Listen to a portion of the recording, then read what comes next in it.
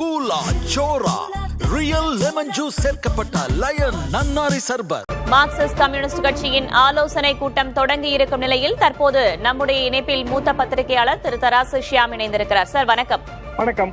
CPM ஆலோசனை கூட்டம் தொடங்கி இருக்கிறது.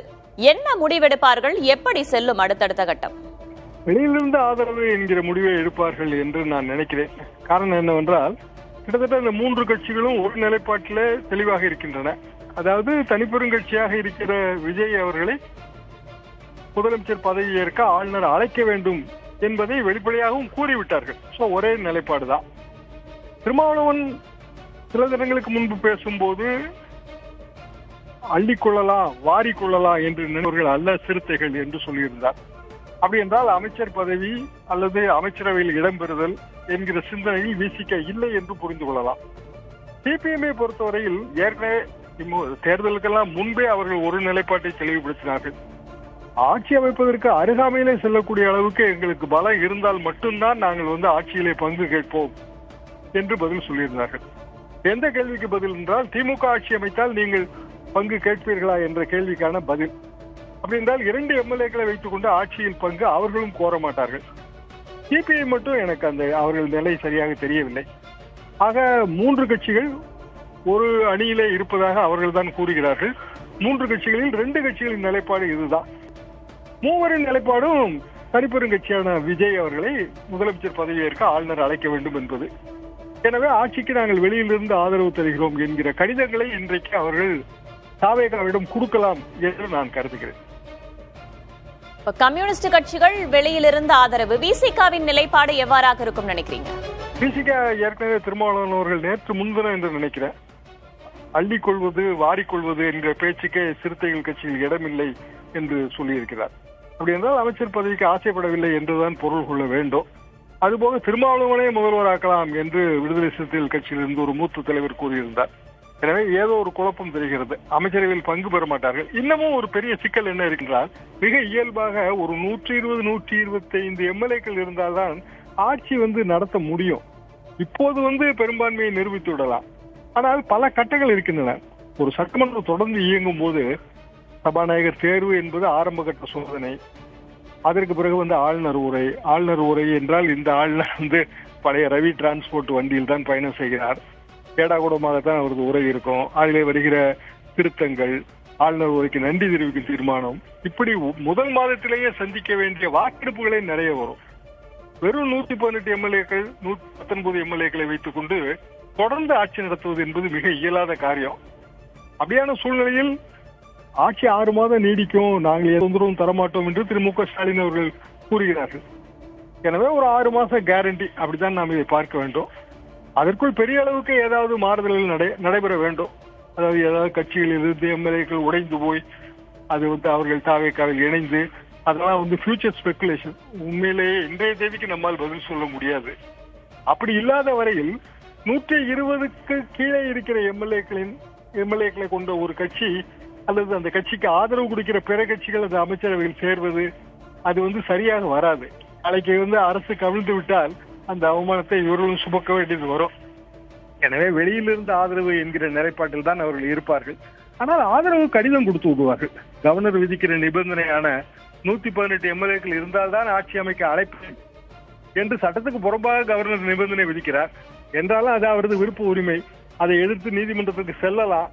சென்றால் வழக்கு ஒரு முடிவு வருவதற்கு பல வாரங்கள் கூட ஆகலாம். அது வரைக்கும் தமிழ்நாடு பாப்புலர் கவர்மெண்ட் இல்லாமல் தமிழக அரசு ரன் பண்ண முடியாது. அதெல்லாம் ரொம்ப கஷ்டம். எனவே மக்கள் இப்போது உடனடியாக எதிர்பார்ப்பது என்பது உடனடியான ஒரு மக்கள் அரசு. விஜயை பொறுத்தவரையில் விஜய்க்கு அதிக எண்ணிக்கையிலான முதன்மை கட்சியாக வந்திருக்கிறார். ப. சிதம்பரம் கூட காலையில் அறிக்கை விட்டிருந்தார். முதன்மை கட்சியை அழைக்க வேண்டியதுதான் ஆளுநரின் கடமை. ஒரு பெரிய மூத்த வழக்கறிஞர், சுப்ரீம் கோர்ட்ல பிராக்டிஸ் இருக்கு. அவரும் அதே கருத்தை தான் சொல்லியிருக்கிறாரு. முதன்மை கட்சியை அழைக்க வேண்டியதுதான் கடமை. மெஜாரிட்டியை ஆளுநர் செக் பண்ணவே வேண்டாம். ஏனென்றால் மற்ற 2 கட்சிகள் இன்னமும் எந்த விதமான எக்ஸ்பிரஷன் ஆஃப் இன்ட்ரெஸ்ட் அவங்க கொடுக்கல. When there is absence of expression of interest, then there is no other way. ஆளுநர் என்ன செய்ய முடியும்? அவர் உடனடியாக அழைக்க வேண்டியதானே. எதற்கு காலதாமதம் செய்கிறார்? குதிரை பரத்தை ஊக்குவிப்பதே ஆளுநர் தான். அப்படி பார்த்தா அதையெல்லாம் தான் சிதம்பரம் அவர்கள் சூசகமாக அவரது அறிக்கையிலே கூறியிருந்தார். எனவே அதையெல்லாம் தவிர்ப்பதற்கு இந்த 3 கட்சிகளும் ஒன்றாக இணைந்து வெளியிலிருந்து ஆதரவு என்கிற முடிவை எடுப்பார்கள் என்பது எனது பார்வை. உங்களின் பார்வையின்படி மூவரும் வெளியிலிருந்து ஆதரவு தருவார்கள் என்றால் அடுத்த கட்டமாக ஆளுநர் என்ன செய்வார்? அடுத்த கட்டமாக விஜய் அவர்கள் அந்த மூவரின் ஆதரவு கடிதத்தை எடுத்துக்கொண்டு ஆளுநரை சந்திக்க வேண்டும். சந்தித்தவுடன் அவர் முதலமைச்சராக பதவி பிரமாணம் செய்து வைப்பதற்கான அந்த இன்வைட் கொடுப்பார். அப்படி என்றால் chief minister and council of ministers முதல்வரும் கூடவே சில அமைச்சர்களும் சேர்ந்து பதவி பிரமாணம் செய்து வைக்க வேண்டும். முதல்வர் மட்டும் தனியாக பதவி பிரமாணம் செய்து வைக்க முடியாது. ஒருவேளை ஆளுநர் மாளிகையை எளிமையாக நடத்தி கொள்ளலாம் என்று கூட அவர் நினைக்கலாம். என்னை கேட்டால் நல்லது என்பதுதான் எனது கருத்து. ஏற்கனவே நேரு விளையாட்டரங்கத்தில் செய்த ஏற்பாடுகள் அனைத்துமே வீணாகிவிட்டது.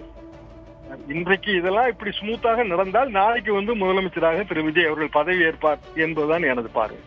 தாவேகாவுடைய அடுத்தடுத்த கட்ட நகர்வுகள் எவ்வாறாக இருக்கும்? என்னென்ன விஷயங்கள்ல அவங்க ஈடுபடுவாங்க? தாவேகாவை பொறுத்தவரையிலே அவர்களுக்கு அனுபவ குறைவு என்பது பளிச்சென்றே தெரிகிறது. புதியவர்கள் தான். அவர்களுக்கான ஒரு கால அவகாசம் மிக இயல்பாக தர வேண்டும்.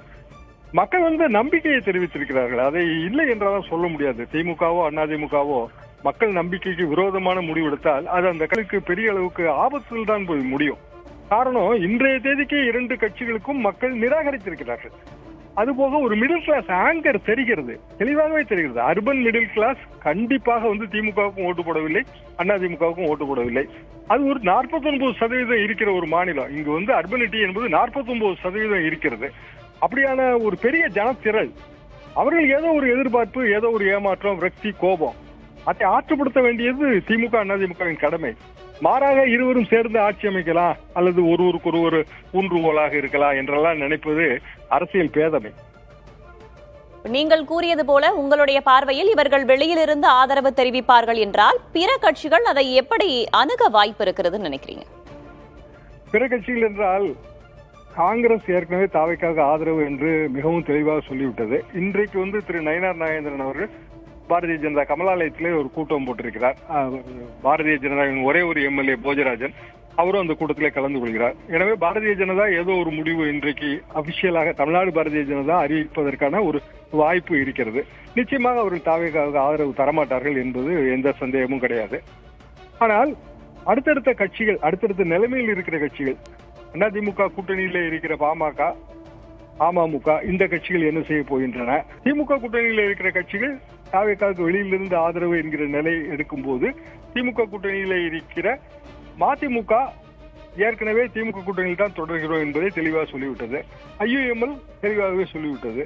தேமுதிக மட்டும்தான் பெரிய அளவுக்கு ரியாக்ஷன் காட்டவில்லை. விஜய் எங்கள் வீட்டு பிள்ளை, எங்க பக்கத்து வீட்டுல தான் இருந்தாரு என்கிற ரீதியில் தான் பிரேமலதா அவர்கள் பேசுகிறார்கள். ஒருவேளை அவர்களும் கூட வெளியில் இருந்த ஆதரவு அல்லது மந்திரி சபையில் பங்கெடுத்துக் கொள்வது என்கிற முடிவுக்கு போகலாம். அது போக மாட்டார்கள் என்றெல்லாம் ஒன்று நான் உறுதியாக சொல்ல முடியாது. எது எப்படி இருந்தாலும் இந்த குழப்பம் இன்று இரவுக்குள் முடிவுக்கு வந்துவிடும், வர வேண்டும். அதுதான் தமிழ்நாட்டுக்கு நல்லது. நன்றி திரு ஷியாம், இணைப்பில் உங்களுடைய கருத்துக்களை பகிர்ந்து கொண்டமைக்கு. கூலா சோரா ரியல் லெமன் ஜூஸ் சேர்க்கப்பட்ட லயன் நன்னாரி சர்பத்.